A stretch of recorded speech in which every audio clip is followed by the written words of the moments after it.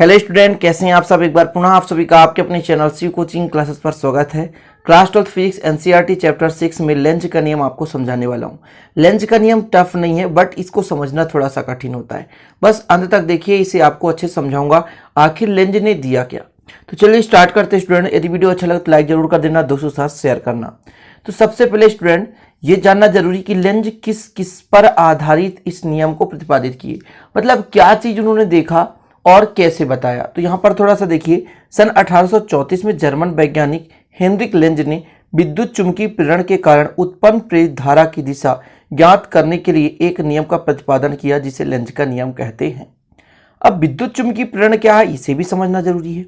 फिर प्रेरित धारा की दिशा ये क्या है, समझने की जरूरत है। तो पहले मैं एक आपको थोड़ा सा छोटा सा डायग्राम के माध्यम से समझाना चाहता हूं कि मान के चलता हूं एक आपके पास चुंबक है। ये मान के चलता हूं स्टूडेंट, आपके पास एक चुंबक है, ठीक है। इधर एस है, इधर एन है। ये आपके पास छड़ चुंबक है। इस छड़ चुंबक से स्टूडेंट क्या निकलती हैं, तो चुंबकीय क्षेत्र रेखाएं निकलती हैं ना, जी हाँ, चुंबकीय क्षेत्र रेखाएं निकलती हैं। अब यहाँ पर एक कुंडली रखा हुआ है, क्या है, कुंडली रखा हुआ है। तब इस चुंबकीय क्षेत्र रेखाओं में परिवर्तन के कारण एक स्टूडेंट विद्युत चुंबकीय फ्लक्स उत्पन्न होता है, और इसी चुंबकीय फ्लक्स के कारण इस पर स्टूडेंट धारा बहने लगती है। क्या बहने लगती है, धारा, ठीक है ना। तो ये जो घटना है वो कहलाता है चुंबकीय प्रेरण। अर्थात किसी भी चुंबक को जब हम किसी कुंडली के पास ले जाते हैं तो इसके बद्ध चुंबकीय फ्लक्स में परिवर्तन होता है, और बद्ध चुंबकीय फ्लक्स में परिवर्तन से स्टूडेंट जो कुंडली होता है उसमें प्रेरित विद्युत वाहक बल उत्पन्न होता है, और प्रेरित विद्युत वाहक बल के कारण कुंडली में प्रेरित धारा बहने लगती है। यह संपूर्ण घटना स्टूडेंट विद्युत चुंबकीय प्रेरण कहलाती है। समझ रहे ना, मतलब विद्युत चुंबकीय प्रेरण में जब धारा उत्पन्न होती है उसकी दिशा क्या होती है, उसको ज्ञात करने के लिए लेंज ने एक नियम दिया। समझ गए ना, अब तो कुछ समझ गए होंगे कि लेंज ने क्या किया कि विद्युत चुंबकीय प्रेरण में देखा कि कहीं ना कहीं इसमें धारा जो बहती है वो किस कारण से, चुंबक के कारण। तब इसकी दिशा क्या होगी, तो उन्होंने एक नियम दे दिया, जिसे ही कहते हैं स्टूडेंट लेंज का नियम। क्लियर, आप समझिए थोड़ा सा। उन्होंने बताया क्या कि किसी परिपथ में प्रेरित धारा की दिशा, यानी धारा की दिशा किधर होगी, इस प्रकार होती है, इस प्रकार होनी चाहिए कि वह जिस कारण उत्पन्न होती है उसी का वो क्या कर सकती है, विरोध कर सकती है। मतलब वो उसी कारण का विरोध कर सके जिसके कारण वो स्वयं उत्पन्न हुई है।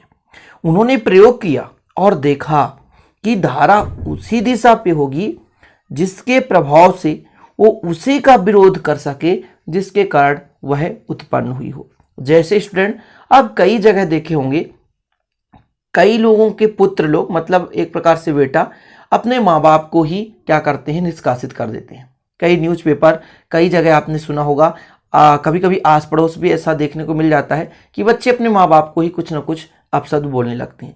मतलब जिसने उन्हें पैदा किया उन्हीं का वो विरोध कर रहे हैं, उन्हीं की वो अवहेलना कर रहे हैं। तो वो चीज़ यहाँ पर फॉलो हो रहा है कि जो धारा है चुंबक के कारण ही उत्पन्न हो रहा है, लेकिन स्टूडेंट उसकी दिशा इस प्रकार बहती है, यानी धारा की दिशा इस प्रकार होती है कि जिसके कारण वो उत्पन्न हो रही है, जिस चुंबक के कारण उत्पन्न हो रही है, जिस आपके पास चुंबकीय फ्लक्स के मान में परिवर्तन के कारण उत्पन्न हो रही है, उसी का विरोध करती है। समझ रहे हैं ना, कि जो आपका धारा का दिशा है वो उस प्रकार होगी कि जिसके कारण वो उत्पन्न हो रही है उसी का विरोध करेगी। समझ गए ना, किसी परिपथ में प्रेरित धारा की दिशा इस प्रकार होती है कि वह उस कारण का विरोध कर सके जिसके कारण स्वयं उत्पन्न हुई है। इस प्रकार आपका कथन हो गया कंप्लीट। अब ये डायग्राम है, ध्यान दीजिएगा, थोड़ा सा लॉजिक है, मजा आएगा, बस आप थोड़ा सा अंत तक देखो। देखो क्या होता है स्टूडेंट, जब हम चुंबक को हम किसी कुंडली के नजदीक लाते हैं तो चुंबकीय फ्लक्स के मान में वृद्धि होता है, तो ज्यादा मात्रा में प्रेरित धारा उत्पन्न होती है। लेकिन स्टूडेंट इसी चुंबक को जब हम कुंडली से थोड़ा दूर ले जाते हैं तो चुंबकीय फ्लक्स के मान में कमी हो जाती है, और चुंबकीय फ्लक्स के मान में कमी होना मतलब विद्युत वाहक बल के मान में कमी होना, और विद्युत वाहक बल का मान यदि कम हो गया तो प्रेरित धारा के मान में भी कमी होती है। दो चीज तो आप समझ लें, जब हम चुंबक को किसी कुंडली के पास ले जाते हैं तो उसमें आपेक्षिक गति ज्यादा होती है, मतलब आपेक्षिक गति बढ़ जाती है, जिससे उसमें चुंबकीय फ्लक्स का मान तेजी से परिवर्तित होता है, विद्युत वाहक बल भी वहां पर ज़्यादा हो जाता है। इस कारण से स्टूडेंट वहां पर प्रेरित धारा अधिक बहती है। लेकिन उसी चुंबक को जब हम कुंडली से दूर ले जाते हैं तो चुंबकीय फ्लक्स के मान में कमी आ जाती है, आपेक्षिक गति कम होता है। इस कारण से विद्युत वाहक बल भी कम हो जाता है और प्रेरित धारा भी कम हो जाती है। इतना क्लियर? समझ गए होंगे। अब समझिए, जब चुंबक को कुंडली के पास ले जाते हैं, समझ रहे ना, तो इसमें बद्ध चुंबकीय फ्लक्स उत्पन्न होता है और बद्ध चुंबकीय फ्लक्स आपके वृद्धि होने से कुंडली में प्रेरित धारा उत्पन्न हो जाती है। इस प्रेरित धारा की दिशा इस प्रकार होती है, ध्यान दीजिएगा, ये सब डायग्राम बेहतरीन है। इस प्रेरित धारा की दिशा इस प्रकार होती है कि यह जो धारा है एन ध्रुव के कुंडली को पास आने का विरोध करती है।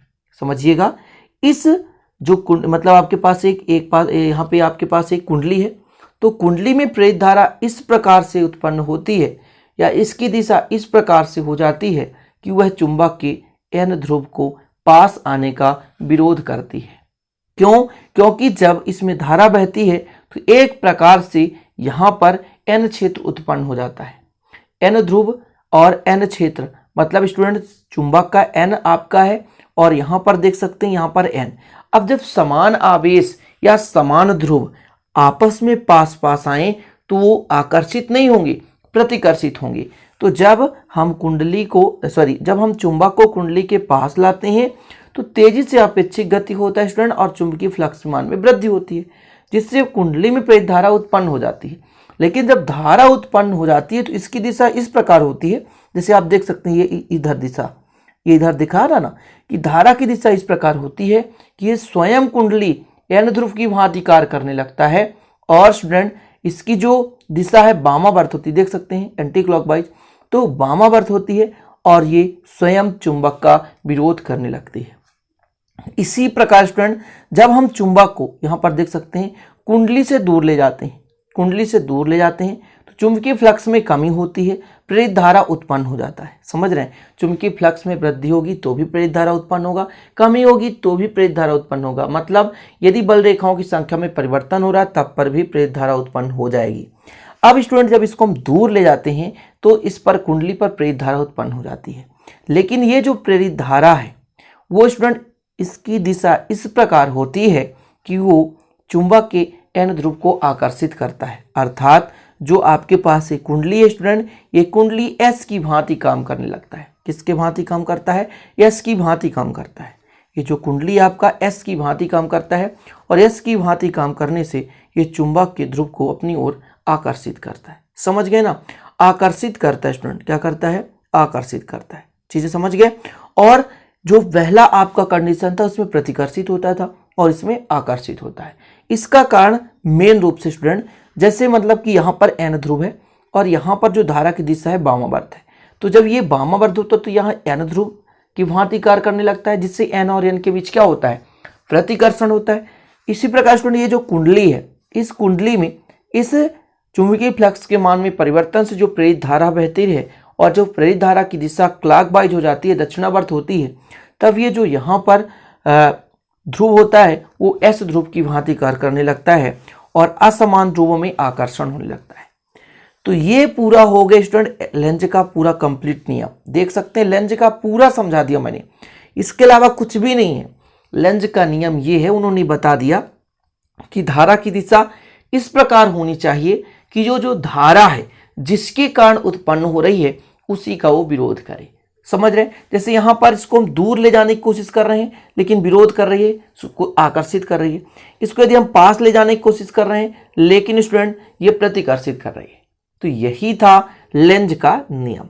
तो बस छोटा सा वीडियो आप लोगों को कैसा लगा प्लीज कमेंट बॉक्स में अपना राय बताना और अच्छा लगे तो लाइक कर देना, दोस्तों के साथ शेयर कर देना। नए हैं तो चैनल को सब्सक्राइब कर बेल आइकन से प्रेस कर लेना। मिलते हैं इसी प्रकार के अगली वीडियो में, तब तक के लिए जय हिंद, वंदे मातरम। और हाँ स्टूडेंट, यदि आपको नोट्स परचेस करना है तो 9685299149 9685292949 पर कांटेक्ट करके इसका नोट्स आप विधिवत परचेस कर सकते हैं। मात्र 100 रुपये में स्टूडेंट आपको पूरा नोट्स PDF के रूप में दिया जाएगा। तो चलते हैं स्टूडेंट, फिर मिलते हैं। जय हिंद, वंदे मातरम।